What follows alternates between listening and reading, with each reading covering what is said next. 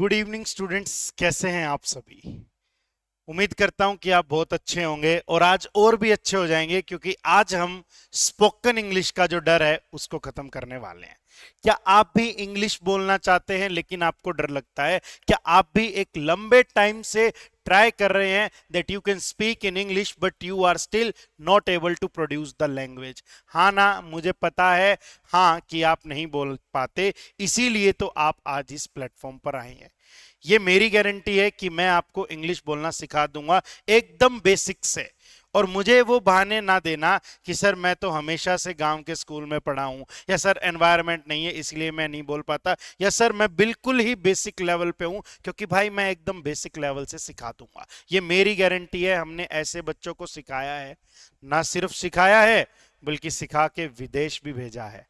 तो जी आपको भी हम सिखा देंगे। आज हम स्टार्ट करेंगे हमारी फर्स्ट क्लास स्पोकन इंग्लिश की, बिल्कुल बेसिक से। अगर आपको कुछ भी नहीं आता तो आप एकदम राइट प्लेटफॉर्म पर खड़े हैं, ये मेरी गारंटी है। आ जाओ, मैं आपको सिखाता हूं इंग्लिश कैसे बोलते हैं। इंग्लिश कैसे बोलते हैं इसको सीखने से पहले हमें कुछ बेसिक सी बातों को सीखना चाहिए। इंग्लिश सीखने के दो तरीके हैं जी, या तो एक्टिव लर्निंग है या फिर आपकी पैसिव लर्निंग है। मैं एक बार तसल्ली से आपको दोनों तरीके समझाता हूं, फिर हम स्टार्ट करेंगे आज के हमारे एक वंडरफुल सेशन को। और ये मेरी गारंटी है कि आज की ही क्लास में तुम बहुत कुछ सीख के जाने वाले हो। इसीलिए एक बार फिर कह रहा हूं, वीडियो स्किप मत करना, जिंदगी भर पछताओगे, नहीं सीख पाओगे अगर यहां नहीं आओगे। आ जाओ सीखते हैं। एक तरीका है एक्टिव लर्निंग का, एक तरीका होता है हमारा किस चीज का, पैसिव लर्निंग का। ये दो बहुत खूबसूरत से वर्ड मैंने आपके सामने लिखे हैं और मेरी उम्मीद ऐसी है, क्योंकि तुम इंग्लिश सीखने का प्रयत्न कर रहे हो तो मेरा मानना ऐसा है कि तुम्हें शायद इन दोनों वर्ड्स का मीनिंग पता हो।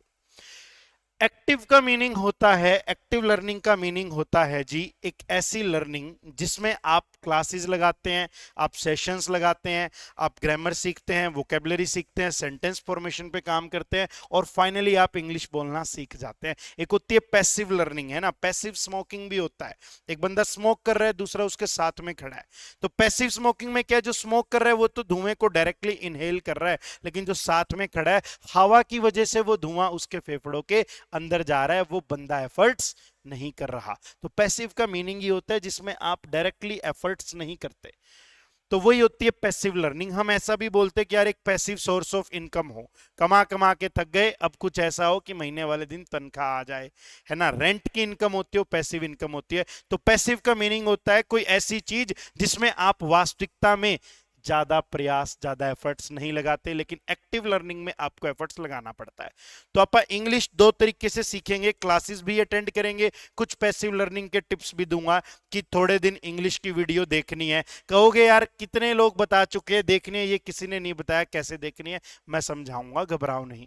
मैं बताऊंगा इंग्लिश की वीडियो कैसे देखनी है, कौन सी वीडियो देखनी है, कितनी देर तक देखनी है, ये सारी बातें मैं समझाऊंगा। आज मैं बात कर लेता हूं तुम्हारे साथ में एक्टिव लर्निंग की थोड़ी सी। पैसिव लर्निंग की बहुत सारी एक्सरसाइज है जो मैं आपके साथ डिस्कस करूंगा। एक्टिव लर्निंग का मीनिंग है कि जी हम क्लास लगाएंगे, थोड़ी सी ग्रामर सीखेंगे। देखिए मैं अभी आपको एसएससी के लेवल का नहीं पढ़ा रहा, बैंक कॉम्पिटिटिव लेवल में हम कुछ और ही सिखाते हैं। यहां हम वो चीजें सीखेंगे, उतनी ही ग्रामर सीखेंगे which is sufficient to make you speak in English. उतनी ही लैंग्वेज, उतनी ही ग्रामर सीखेंगे जो बहुत ही सफिशिएंट है आपको इंग्लिश में बुलवाने के लिए। एकदम गहराई में अपने को नहीं जाना, है ना। इंग्लिश बोलनी है, हमें पीएचडी नहीं करनी। पीएचडी करनी है तो वो भी कोर्स है हमारे, वो देख लेना, ठीक है। अभी हम इंग्लिश स्पीकिंग की बात करते हैं। तो बच्चे सबसे पहली बात आती है कि आप इंग्लिश तब बोल पाओगे जब आपको क्या बनाने आ जाएंगे, सेंटेंस।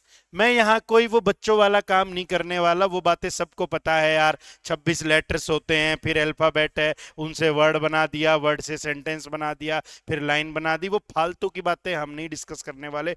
डायरेक्टली टॉपिक की बात करूंगा, मुद्दे की बात करूंगा। सेंटेंस की आवश्यकता है, बिना सेंटेंस के इंग्लिश नहीं बोल पाओगे। बोल दो यस और नो। Yes sir. सेंटेंस की आवश्यकता है, तो बस इतनी सी बात समझ लेना कि सेंटेंस होता क्या है। तो ध्यान पूर्वक तसल्ली से समझ लेना रे, सेंटेंस में दो ही चीजें हैं, एक चीज है सब्जेक्ट और एक चीज क्या है, वर्ब। बोलो यस और नो। एक चीज क्या है सब्जेक्ट और एक चीज क्या है वर्ब। बेटा अगर दो लोग बैठे हैं आपस में बात करने के लिए तो वो दोनों कोई ना कोई बात तो करेंगे। एक व्यक्ति दूसरे को कुछ ना कुछ बताएगा।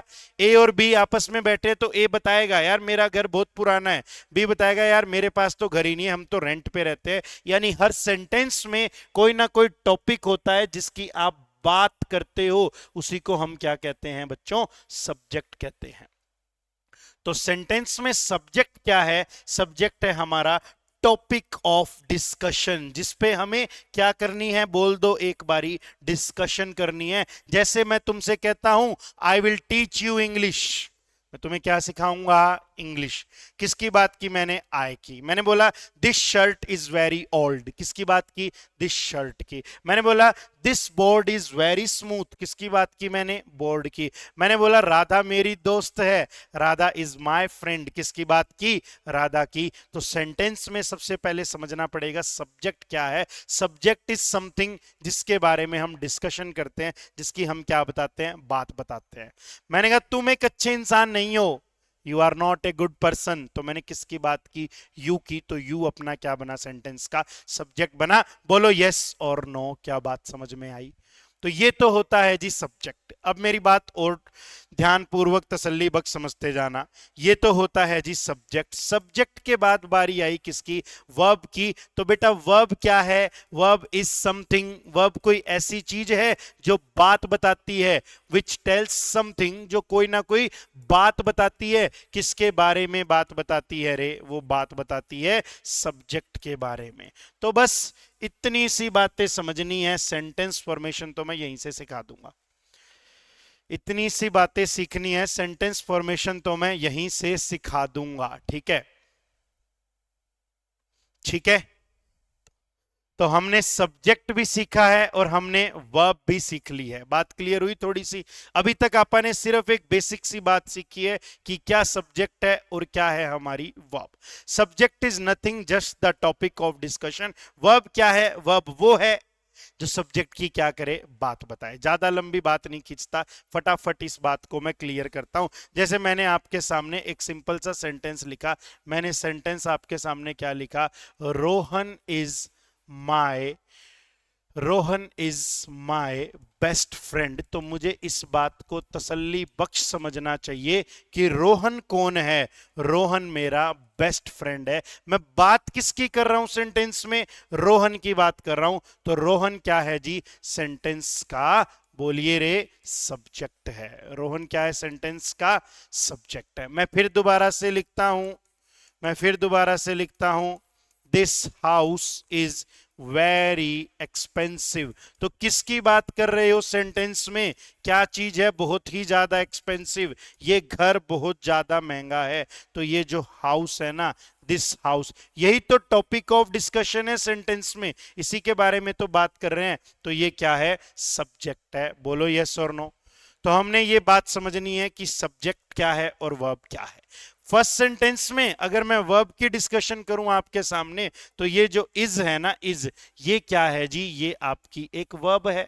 ये वर्ब क्या बता रही है, ये वर्ब सब्जेक्ट के बारे में कोई बात बता रही है। रोहन कौन है, रोहन मेरा बेस्ट फ्रेंड है। अगला सेंटेंस देखना, this house is very expensive. Sentence में बात किसकी हो रही है, दिस हाउस की। और ये जो इज है, ये इज क्या है, अपनी, बोलो जल्दी, वर्ब है। ये इज क्या है, अपनी वर्ब है। ये भी बात बता रही है घर कैसा है, घर बहुत महंगा है। तो चलिए एक बार 2 या 3 सेंटेंस और लिख के तुम्हारी बात को एकदम तसल्ली से क्लियर करता हूं। यहां पे लिखना, आपने किसी को बोला you are very beautiful, you are very beautiful,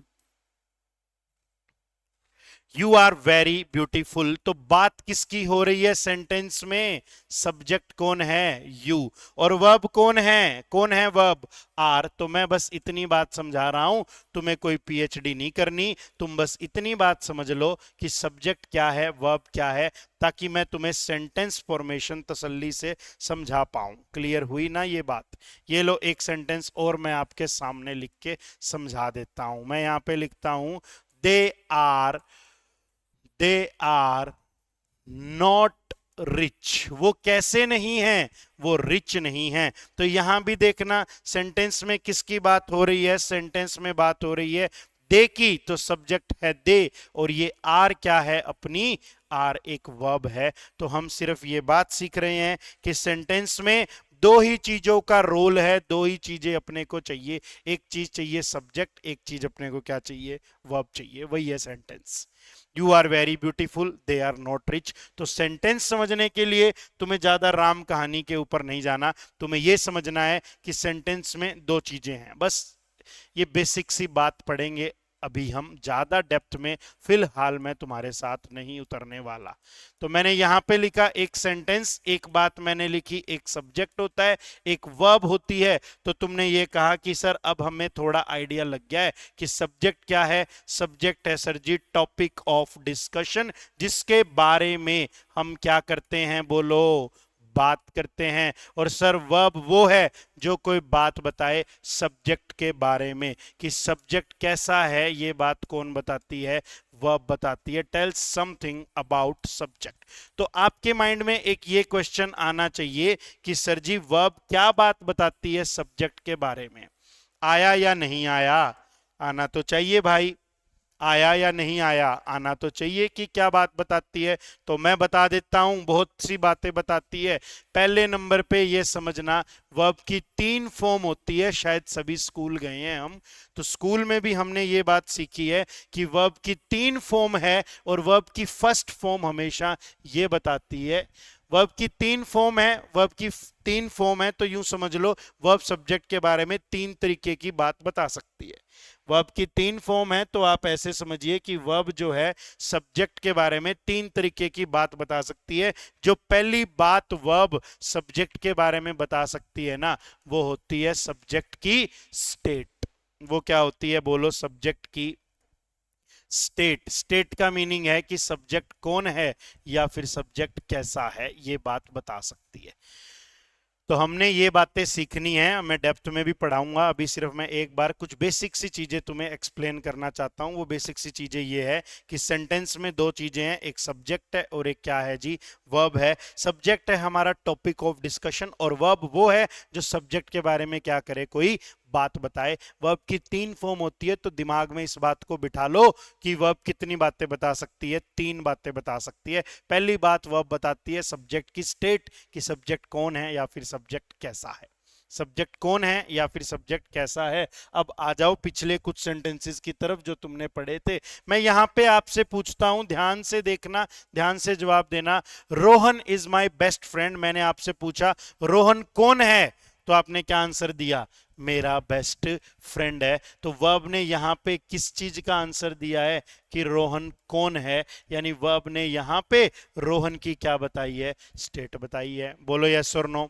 अगला सेंटेंस देखना, this house is very expensive, यह घर कैसा है, बहुत ही महंगा है। तो यहां पे भी वर्ब ने किस चीज का आंसर दिया है रे, कैसा का, यानी वर्ब ने यहां पे भी सब्जेक्ट की क्या बताई है, स्टेट बताई है। अगले सेंटेंस की तरफ बढ़ाता हूं, देखना, यू आर वेरी ब्यूटीफुल, तुम कैसी हो, फिर से किसका उत्तर मिल रहा है, कैसा है का। सब्जेक्ट कैसा है, सब्जेक्ट ब्यूटीफुल है, तो मैं अगेन कह दूं वर्ब ने यहां पे क्या बताई है, स्टेट बताई है। फिर अगला सेंटेंस देखना, दे आर नॉट रिच, वो कैसे नहीं है, या एक बार नोट को हटा के समझते हैं, थोड़ा आसान हो जाएगा। दे आर रिच, वो कैसे हैं, तो आपने मुझसे कहा सर जी वो तो बहुत ही अमीर है। तो अगेन दोबारा से समझिए, सब्जेक्ट की वर्ब क्या बता रही है, स्टेट बता रही है। तो सेंटेंस में सिंपल सी भाषा में फिर समझाता हूं, सब्जेक्ट और वर्ब है, सब्जेक्ट टॉपिक ऑफ डिस्कशन है, वर्ब वो है जो सब्जेक्ट की बात बताए। पहली बात वर्ब बता सकती है कि सब्जेक्ट कौन है या फिर सब्जेक्ट कैसा है, सब्जेक्ट कौन है या फिर सब्जेक्ट कैसा है। अब मुझे एक बात बताओ रे, किसी की स्टेट बदलती है या नहीं बदलती, बिल्कुल बदलती है भाई। कोई आज कैसा है, कोई कैसा है, फिर कल कैसा हो जाएगा, स्टेट हमेशा बदलती है। जैसे जब मैं पैदा हुआ तो मेरे दादाजी गए पंडित जी के पास कुंडली लेके, कहते बताओ लड़का क्या करेगा, तो पंडित जी कहता लड़का आपको करोड़पति बनाएगा। तो हम पहले अरबपति थे, फिर मेरी वजह से करोड़पति बन गए, फिर मेरी शादी हो गई, तो अब मैं सिर्फ पति पति बन के रह गया। यानी स्टेट हमेशा चेंज होती है, इंसान की स्टेट हमेशा बदल सकती है। बदल सकती है तो फिर कौन कौन सी स्टेट बन सकती है जी?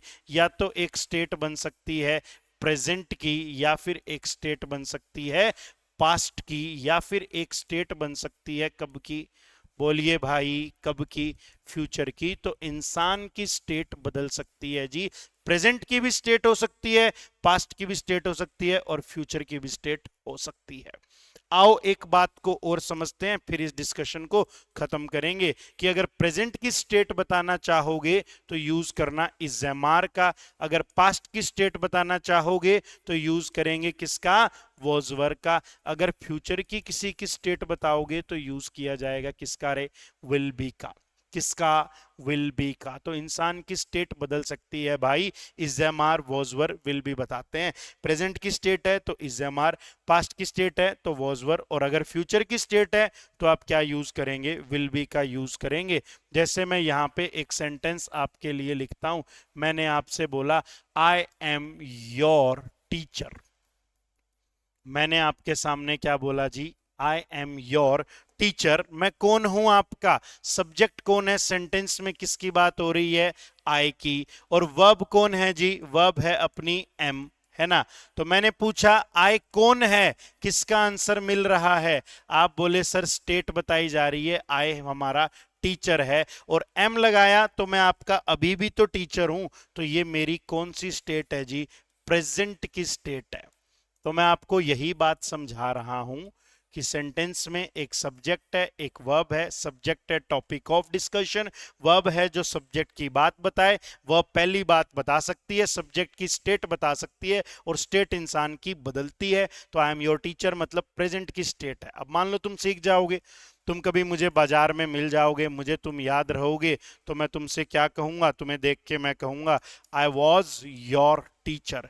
कि याद है कि नहीं, मैंने तुझे पढ़ाया था। I was your teacher. Again sentence का सब्जेक्ट कौन है जी? आई। सेंटेंस में वर्ब कौन है जी? बोलो वॉज। और क्या था मैं? कौन हूं मैं कौन था? मैं आपका टीचर था। तो ये फिर से कौन का आंसर मेरी पास्ट की क्या बताई गई? स्टेट बताई गई। पास्ट की क्या बताई गई जी? स्टेट बताई गई। कई बार ऐसा होता है कि हमारा टीचर, हम 8th क्लास में होते थे तो 10th क्लास का टीचर कभी कभी हमसे कहता था कि भाई अगले साल तू मेरे पास आएगा, मैं तेरा टीचर बन जाऊंगा। फिर जब तू 10th में होएगा तो वो हमसे क्या कहता था? I will be your teacher. मैं तेरा क्या बन जाऊंगा? एक दिन टीचर बन जाऊंगा।